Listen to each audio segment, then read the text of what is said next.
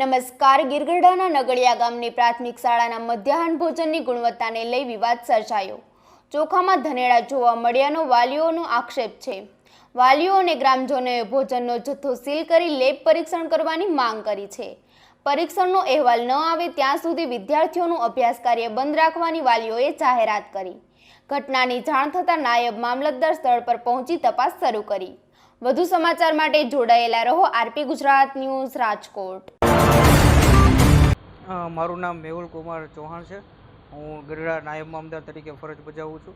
સાહેબ, આજે નગડિયા પ્રાથમિક શાળામાં જે અખાદ્ય જથ્થો આવ્યો છે એ ખરાબ હાલતમાં છે, એમાં ધનેડા છે ને એવું બધું જોવા મળ્યું છે, ખૂબ લાગી ગયેલી છે, શું કહેશો? અમને નગડિયા ગામના પ્રાથમિક શાળામાંથી કમ્પ્લેન મળેલી કે અનાજનો દાળનો જથ્થો છે બગડી ગયેલો છે. આ બાબતે અમારા જિલ્લા કલેક્ટર શ્રીની કચેરીથી સૂચના મળતા અને અમારા કચેરીના વડા મારફત અમને સૂચના મળતા આજરોજ અમે સ્કૂલે આવેલા છે આની તપાસ માટે.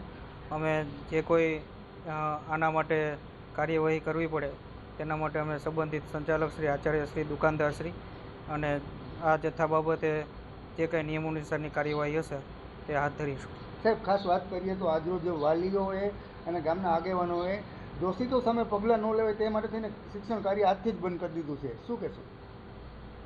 ને એના માટે અમે કાર્યવાહી આગળ ધરશું. અમારા કચેરીના વડાની સૂચના મુજબ તેના માટે જે કંઈ નિયમ અનુસાર કાર્યવાહી કરવી પડે તે માટે આગળ કાર્યવાહી કરશું. હરેશ બલદાણીયા, તાલુકા પંચાયત પ્રતિનિધિ, ગામ નગડિયા.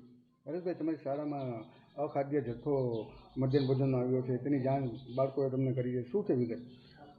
આ જે મધ્યાહન ભોજનમાં સરકારનો એક અભિગમ છે કે બાળકોને સારું પોષણ મળે અને કોઈ બાળક કુપોષિત ના રહે એવા હેતુથી મધ્યાહન ભોજનની જે આ યોજના ચાલે છે, સરકારનો હેતુ ખૂબ જ સારો છે. પરંતુ આ જે અખાદ્ય જથ્થો આવ્યો છે એમાં અમે મામલતદારશ્રીને જાણ કરતાં મામલતદારશ્રીએ એવું કીધું કે ભાઈ ગોડાઉન મેનેજરની જવાબદારી હોય છે.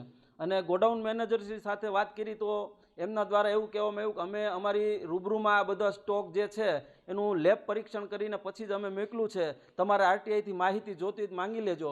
એટલે અમે એવું કીધું કે ભાઈ અમે કોઈ આરટીઆઈ એક્ટિવિસ્ટ નથી, પરંતુ આમાં જે કોઈ જવાબદારી છે, નબળો જથ્થો આવ્યો છે ક્યાંથી આવ્યો તપાસ તમારી કરવી ફરજ બને છે. અને બેદરકારી ભર્યો જવાબ આપ્યો એટલે ફરી અમે મામલતદારશ્રીનો સંપર્ક કર્યો અને મામલતદારશ્રીએ એવું કીધું કે ભાઈ તમે કહો એમ કાર્યવાહી ન થાય, અમે કહેશું એમ થશે. એટલે ઉદ્ધતાઈ ભરી વાત કરી છે. એટલે મારી એવી રજૂઆત છે. અને ત્યારબાદ આ બાળકો બધા જે છે એમના વાલીઓ આવ્યા અને વાલીઓએ એવો નિર્ણય લીધો કે જ્યાં સુધી આ જે જથ્થો અહીં સુધી અખાદ્ય પહોંચ્યો છે એમાં જવાબદાર જે કોઈ બેદરકારી અધિકારી કે કર્મચારી હોય એના ઉપર કાયદાકીય કાર્યવાહી અને શિક્ષાત્મક પગલાં ન લેવાય ત્યાં સુધી અમે અમારા બાળકોને શાળાએ મોકલશું નહીં.